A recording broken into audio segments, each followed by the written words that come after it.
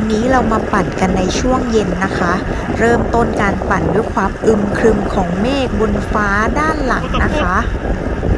ครับวันนี้เรามาสู้สายฝนกันนะครับปีโป้ปั่นหิ่งห้อยวับแบบบ๊อบแบบแยงตาหิ่งห้อยวับบ๊อบแบบบ๊อบแยงตาอุ้ยฝนก็ตกก็มาทำไมล่ะครับผม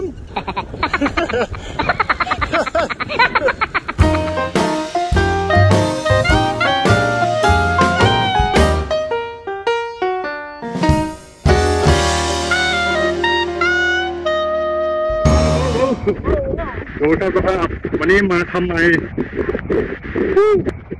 นี่ครับโอ้ดูน้องเช็คเขาอยู่เลยว้าวทางว้าวโอเคเราถึงจุดเป้าหมายแล้วก็เดี๋ยวเข้าไปเก็บรถแล้ววันนี้ก็แค่นี้ใครที่กด2มาถูกต้องครับว่าไม่รอดฮะแค่นี้ไปเจอกัน